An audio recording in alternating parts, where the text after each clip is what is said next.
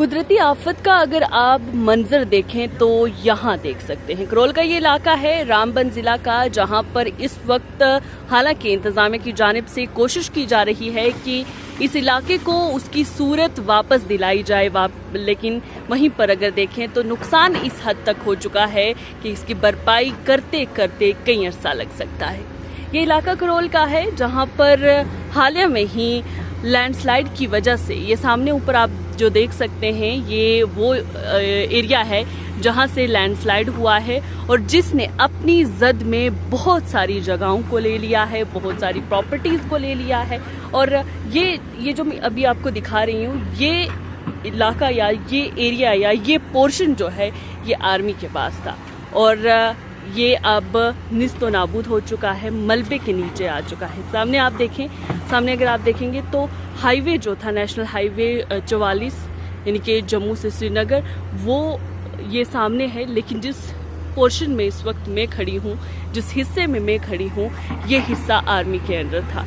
और जब ऊपर से ये पूरा जो है वो लैंडस्लाइड नीचे को आया है, इसने अपनी जद में आगे आने वाली हर चीज को ले लिया है। यहाँ बताया जा रहा है आर्मी के कैंप्स थे जहाँ आर्मी ठहरा करती थी, यहाँ पे एक मंदिर भी था और नीचे अगर जिस तरफ आप चिनाब देख रहे हैं, चिनाब के पास में ही नीचे की अगर बात करें तो वहाँ पर एक वाइन शॉप भी थी जो इसकी जद में आ गई।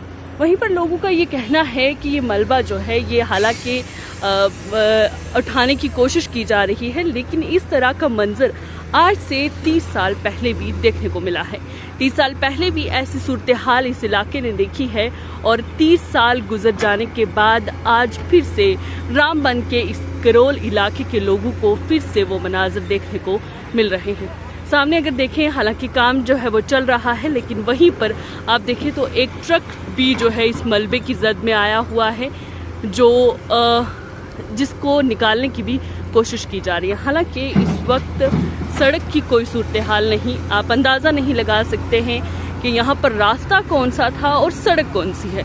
बहरहाल लगातार कोशिश की जा रही है कि सड़क को दोबारा से बहाल किया जाए आमदोरफ्त के लिए, क्योंकि ये नेशनल हाईवे 44 जो है सबसे अहम सड़क है जो जम्मू को श्रीनगर के से जोड़ती है, यानी कि वादी से जोड़ती है। जो शारग अगर हम देखें तो जम्मू कश्मीर की है, जो जम्मू डिवीज़न को कश्मीर के साथ जोड़ती है। बहरहाल ये तबाही के मनाजर इस वक्त करोल से आप देख रहे हैं, जहाँ पर इस वक्त भी लगातार कोशिश की जा रही है कि सड़क को बहाल करके लोगों के लिए आमदरफ्त का रास्ता जो है वो बहाल किया जाए। लेकिन तूफान इस कदर था, इस कदर तबाही मची है कि यहाँ पर कोई भी चीज़ अपनी जगह पर नहीं रही है।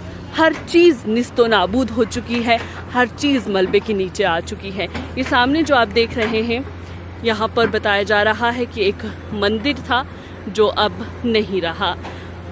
लाखों करोड़ों का नुकसान रामबन के इलाके में हुआ है। सिर्फ इसी में नहीं बल्कि आगे भी बहुत सारे ऐसे हिस्से हैं रामबन के जहां पर बहुत ज़्यादा नुकसान जो है वो देखने को मिल रहा है। जानों का ज़िया हुआ है, जानवरों का ज़िया हुआ है, बहुत सारी जायदादें जो हैं वो ख़त्म हो चुकी हैं, बहुत सारी दुकानें, घर, हर तरीके से हम अगर देखें तो करोड़ों के हिसाब से नुकसान जो है वो देखने को मिल रहा है। लेकिन वहीं पर इंतज़ामिया कोशिश कर रही है कि सड़क को बहाल किया जाए, लेकिन जो नुकसान हो चुका है उसकी भरपाई अब करना हम कहें कि बहुत ही मुश्किल है।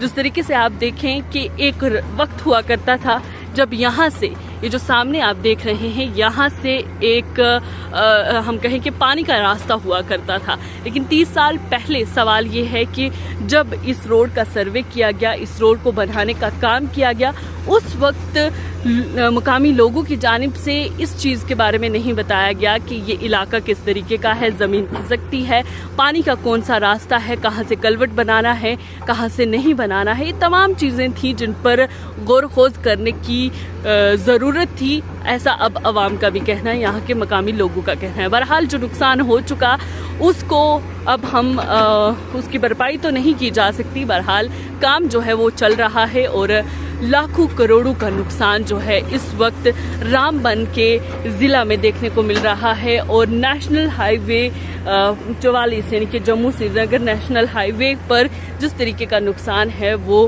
काबिले हम कहें कि उसकी भरपाई जो है वो नहीं हो सकती।